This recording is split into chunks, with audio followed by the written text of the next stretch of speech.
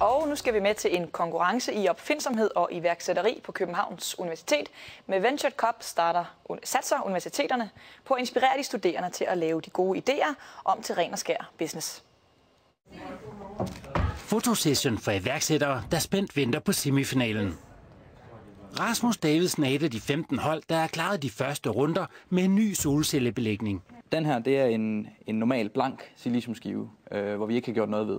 Og den er meget spejlblank og reflekterer lyset tilbage. Hvorimod den anden, den er helt mørk og reflekterer meget mindre lys tilbage. Og det er simpelthen fordi, at vi har lavet nanostrukturer på overfladen. Den type overflade, I ser her, gør simpelthen, at lyset bliver absorberet i stedet for at blive kastet tilbage. Icon Finder er navnet på en af de andre semifinalister.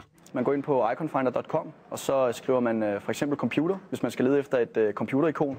Og det vi kan se, det er, at der er millioner af mennesker faktisk hver dag, der er inde og søger på de her ting. Så det er noget, der er blevet rigtig, rigtig populært. Med 125 projekter samler konkurrencen cremen af gode forretningsegnede idéer fra de videregående uddannelser landet over. Vi skulle gerne have mulighed for, at der bliver startet nye virksomheder med unge, rigtig ambitiøse, rigtig dygtige mennesker, der har noget viden, som man ikke har andre steder i landet. Kåringen af semifinalisterne er i gang, og Rasmus Davidsens matsorte solcellecoating vinder sin kategori. Jamen, jeg ryster helt. Det var super fedt, og jeg synes også, at Jurien sagde nogle meget, meget pæne ting. Hvad er det, der skiller de gode fra de dårlige projekter her?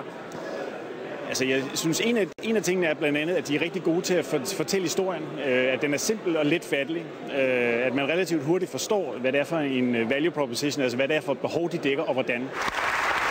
Icon Finder klarer også semifinalen og er med i dysten om hovedprisen på 250.000 kroner og iværksætterrådgivning. Der er ikke så meget andet at sige, end at vi synes, det er super fedt, og vi er rigtig, rigtig glade for, at vi vandt.